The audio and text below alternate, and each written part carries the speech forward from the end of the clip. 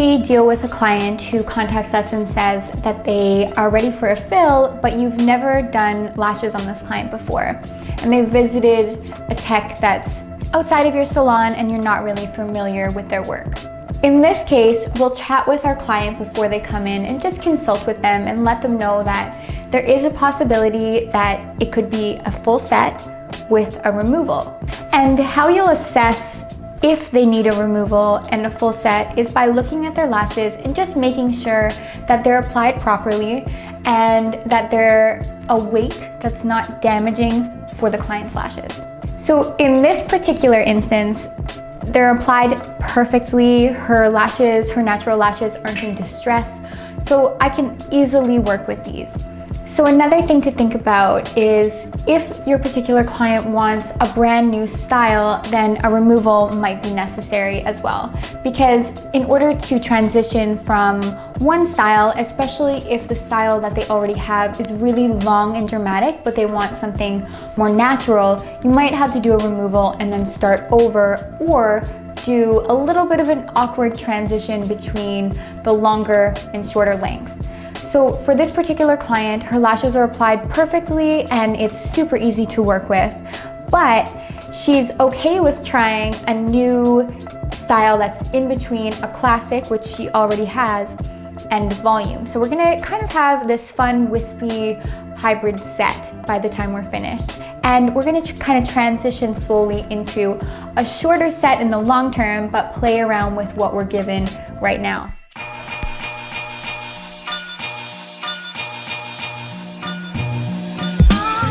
So a good way to tell if the customer is in need of a new set or if they're easy to work with is by just taking your spoolie and brushing through.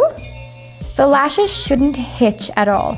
And if it hitches on your brush, then there's probably lashes that are stuck together. So there'll be like maybe one classic lash that's stuck to two natural lashes. So in this case, we're gonna wanna go through and either remove just a couple, and I'll show you how to do that later, or remove the whole thing. If it's getting stuck all over, you can see that there's stickies or an excess amount of glue. But in this case, totally fine. There's a couple in here that are pretty grown out.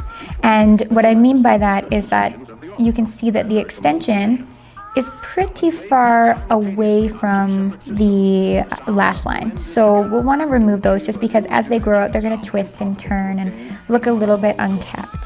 So before beginning, I'm just kind of going through the lashes. I'm going to remove some of those that are a little bit too grown out or are spinning in a little bit of a weird direction. And then my first move is to kind of even out both eyes, because my classic lashes that are already applied are going to kind of give me that wispy look that I'm going for. But if they're not the same on both eyes, one eye can look a little bit of a different shape than the other eye, which we definitely want to avoid. So I'll go through and remove some. And when I'm removing some, an easy way to do this without putting remover on the eye is just gently gliding from the base. And the lashes should pop off really easily, just like that. And if they don't, then another way you can do it is by holding the extension and finding where the natural lash starts and just gently gliding the two apart, like so. And once I'm done doing this, I'm gonna play around with a ton of different lengths to give a really wispy look. I'm gonna put D curls and C curls together in all kinds of different dimensions. And if I'm being quite honest, this is a really good set to get rid of lashes that you don't really use very often.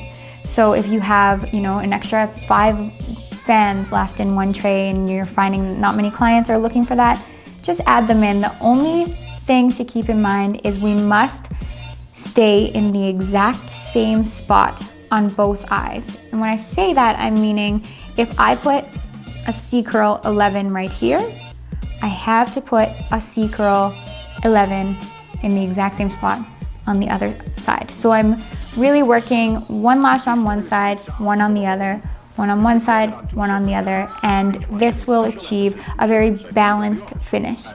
Sometimes it's hard to see the inner corners, so my trick for that is to take a finger and pull to the side, exposing those lashes.